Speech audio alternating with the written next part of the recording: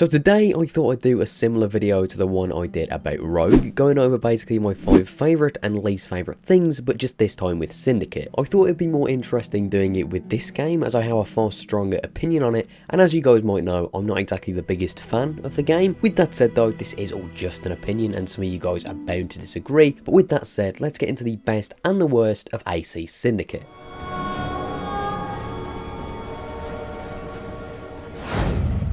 So something about Syndicate that's really quite good are the graphics, because the game still holds up today and quite well too. While it's generally agreed upon Unity is still the best looking game, I wouldn't say Syndicate is that far off. The lighting looks really nice, the reflections from puddles also are pretty cool, and I feel like the render distance was actually better in Syndicate than it was in Unity. I'm not the type of person who's really into graphics, so I might not have the eye for it, but if you showed me a screenshot of Syndicate and told me it was a game from 2020, I'd probably believe you. And it's quite impressive that 5 years later the game's graphics hold up this well. So something that's not so good for me is the gang hideouts. The gang hideouts sort of blur the line between side content and main content, because you can finish the game having not done all of them, but you have to actually do a fair few to be able to finish the game. My issue with these is whether you're doing a Templar hunt, a bounty hunt, a liberation mission or a stronghold, they all sort of revolve around going to the same copy and paste base and killing people. I suppose you don't have to kill in the bounty hunts, but the missions generally are structured the same and it's more efficient if you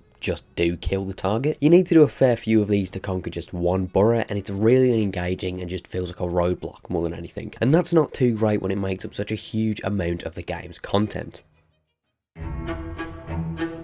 So the fourth best thing to me in AC Syndicate is the Kenway Manor mission in the first half of the game. I know this sounds fairly minor, being just one mission, but it's by far the high point of the game for me, and I genuinely enjoy it a lot. With Ubisoft just moving on to new characters game after game, it's always nice when there's references to others, especially ones like this which, yeah, are a bit self-indulgent, but still really nice. It's also when I probably liked Evie the most, as I think by far her most likeable trait is probably her curiosity, and seeing her just want to study things like this is genuinely quite charming. Obviously, it's cool for us as fans too to see all this like memorabilia and Edward's secret underground room he has for some reason. I guess it's a secret escape. Not that it was of much use, but yeah, I genuinely quite like this mission. So the next worst thing in Syndicate for me is the Monday. While I don't think the Monday in Syndicate is quite as bad as Unity's Monday before it, that still leaves a fair bit of room to be quite poor. And it is, to be fair. You're more invested because you've got Sean and Rebecca here, but because of the way the cutscenes are delivered, you don't get an actual story and more of an outline, just seeing the major events. A lot of people say the Monday has always been intrusive and annoying, which I strongly disagree with, but here it kind of is. When you've got a non-playable Monday with only glimpses of a story, there's no reason for investment really, and it feels like it's only there because it's obliged to be. So something I really like about Syndicate that might seem a bit weird is the train safe house. It might not seem that significant, but I love having somewhere in a game to go home, and the train is probably one of the better safe houses. It manages to obviously have the functionality of a safe house, but is also quite unique in the fact that it's mobile, but also fits the setting really well, being a Victorian train. Sometimes it's a little stiff to move around, and it's a bit annoying to find on a map every time you want to go back to it, but in all, it's a pretty cool idea and a really cool safe house. So the next worst thing for me is the combat. If I'm honest, it's my least favourite in the series. For one, there's no weapon variety. You've got cookery knives, canes and knuckle dusters, which all play the same just with different animations, and that's a huge downgrade from the variety of Unity. The weapons themselves feel totally powerless, but you are quick. It hasn't been done for me yet, but the ideal AC combat system is one where you're quick and powerful, but you can't withstand too much damage. In the case of Syndicate, you have the speed, but not the power. The combat looks like you're stabbing a man to death with your car keys, and it's probably just as efficient. At the end of the day, I usually just sort of go on autopilot when using this combat, because to be honest, I just don't enjoy it too much. Now number 2, for my favourite and least favourite, I've actually got the same thing, which is London. London is basically a massive double-edged sword. I'm sorry, double-edged cookery knife.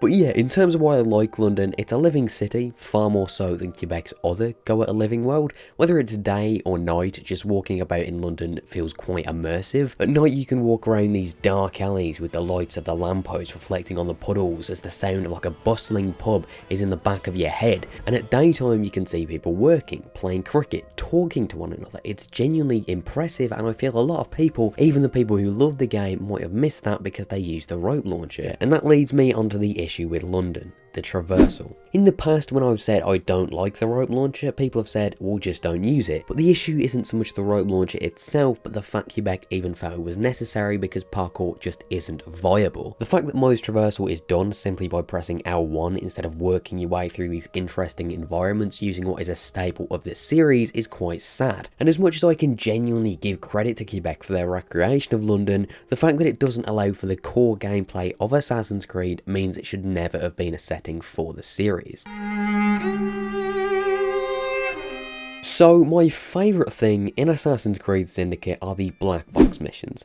Assassinations are of course a huge part of Assassin's Creed, and in terms of gameplay and level design, Syndicate's black boxes are some of the best we've seen, and I think it would have been great to see where they would have gone were it not for the series turning into an RPG. It was great to have assassinations with a proper sense of structure to them without being made less open. In fact, Syndicate's assassinations give you more choice than any others in the series, and you have this blend of structure, openness, and these cinematic kills that result in the best missions of the game. It would be nice if there was more choice and there were more paths you could go down to get these cinematic kills, but it was a great progression from Unity's black boxes and my favourite thing about Syndicate. In terms of my least favourite thing from Syndicate, that'd have to be the story. A lot of people call Syndicate the last true AC, when I don't think it really is. You have those issues with traversal I mentioned earlier, a sideline modern day, to be expected I suppose, but then also a story that doesn't take itself seriously and doesn't feel like Assassin's Creed. Syndicate gives me tonal whiplash more so than any other game in the series because you have a story that for 90% of its run treats itself like a joke, but then they'll throw a serious moment in there, like Jacob and Evie's argument for example. That's the one time there's any contention or depth with either two, and it's dropped basically as soon as it's happened by two comic relief characters